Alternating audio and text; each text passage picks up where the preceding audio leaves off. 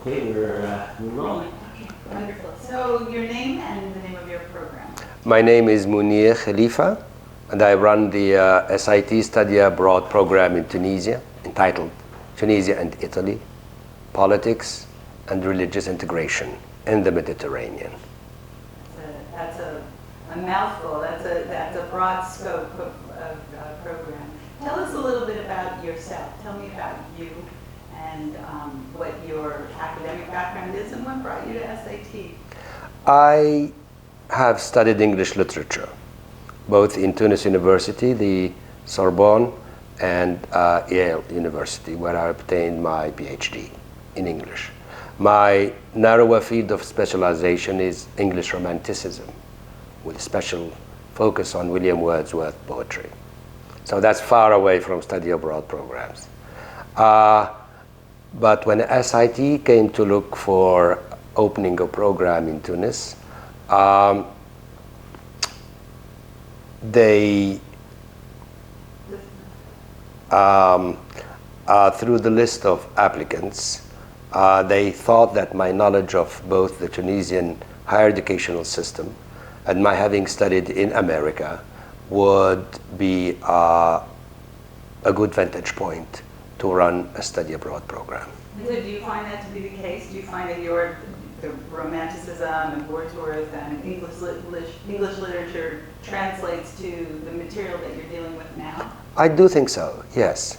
I'm not going to expatiate too long on this, but most of the commonplaces that we hold today about nature conservation, ecology, human rights, social justice, all of which themes are very dear to SIT and world learning, actually can be traced back to Wordsworth. Seriously? Indeed. Wordsworth was the first to sign a petition against building a railway from, I think, Carlisle to Darlington, on the grounds that it would ruin the landscape and would be counterproductive. Dismally, he failed, but he was already in the 1830s sensitive to the delicate balance that we should observe with nature. How does so explain what that how that sort of translates to what your program is? What is it? What do students experience when they come on your program, and what kind of students are drawn to your program? Students that are drawn to our program tend to be interested in international studies or political science, mostly. Of course, they are not drawn because they will hear Wordsworthian lyrics or English Romanticism, but this is how I approach complicated issues on social justice, democracy, the respect we should have for nature, and even insensate things. I hardly ever mention the name Wordsworth to them.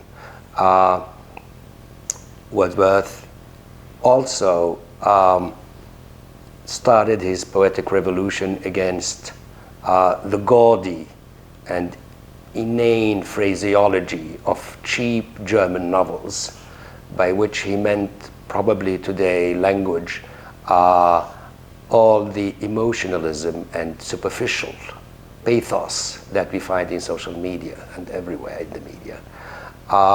He also started his revolution with his friend Coleridge as a rebellion against the unfeeling neoclassical poetic diction.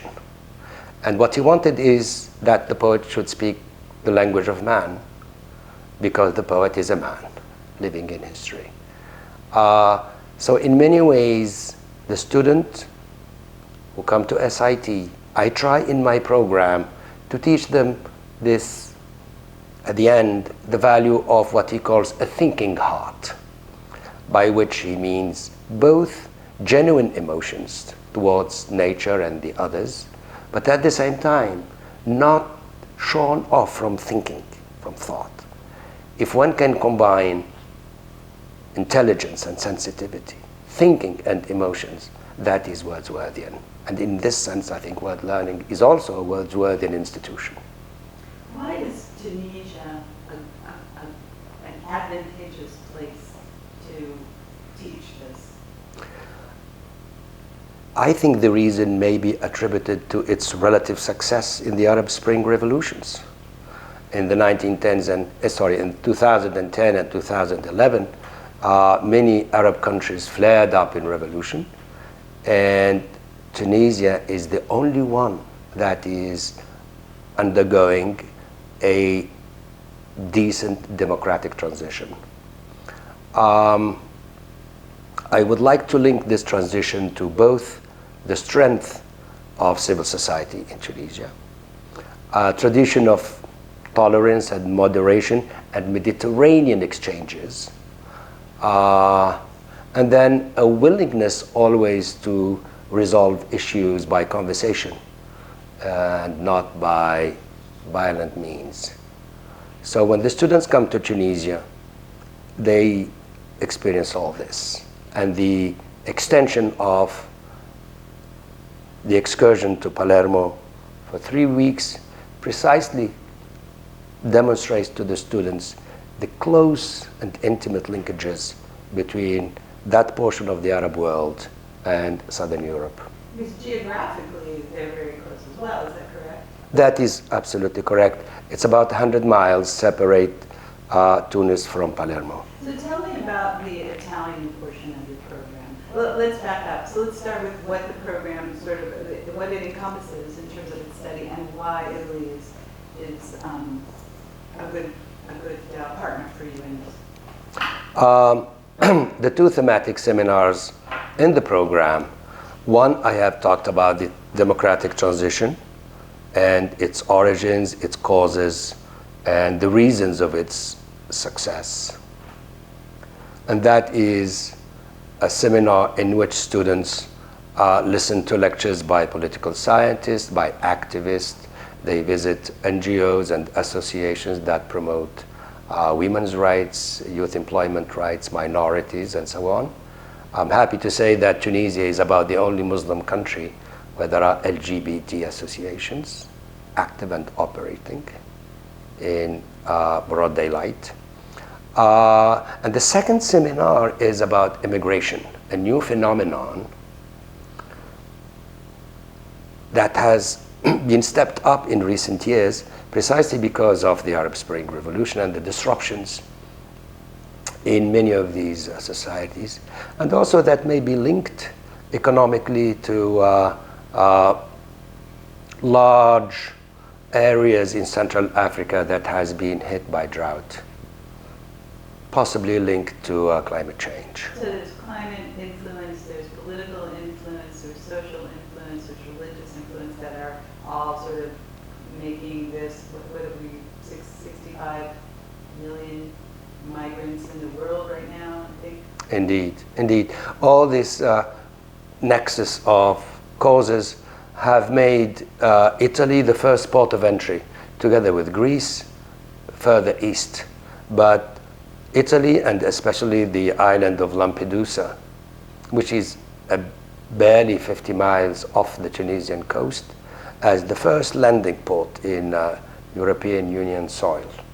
And most of the irregular migrants leave the Tunisian shores and Libyan shores, a little less Egyptian shores, and go for Lampedusa. But Lampedusa is just a hotspot. From thence, the migrants are taken to Sicily. And all their files and dossiers are treated by central government, which is located in Palermo. That is why we go to Palermo. The Italian government has shifted dramatically, like many governments in Europe, perhaps as a result of the migrant crisis. So we're seeing a rise of fascism in Italy. How does this affect what's happening and the reception and what's available to migrants when they land in Sicily? You are referring to the recent government of Salvini. The rise of populism is linked to migration, of course. We found, this is going to be the third excursion to Palermo, that the legislation regulating and organizing migration to Europe is so complicated. There are innumerable accords and conventions and treaties, from the Dublin Regulation of 2003 to innumerable other ones. And I think in this maze of legislation, virtually every official finds whatever they want to do. They can go from granting political asylum within months to expulsion mani militari in 24 hours. Simple as that. And the migrant really navigate through this maze and this labyrinth of legislation that most of the time are contradictory. Many associations we interact with in Palermo actually are devoted to giving legal advice and legal support to the migrant.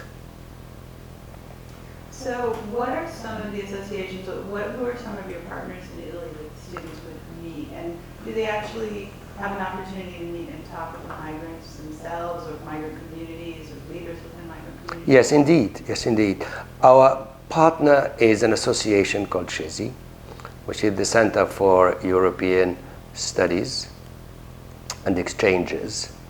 And CESI has a wide network of connectedness with associations, both ecclesiastical and secular, that help migrants. And we do go to migrant centers. They're called the SPRARs, which is the second reception center after the hotspots in Lampedusa I mentioned. And there they interact with migrants from Central Africa, not from North Africa, because one of the conventions recently signed says that these countries are no longer dangerous. So anyone that lands irregularly in Italy, that comes from Egypt, Tunisia, Algeria, and Morocco, is required to be sent back within a week.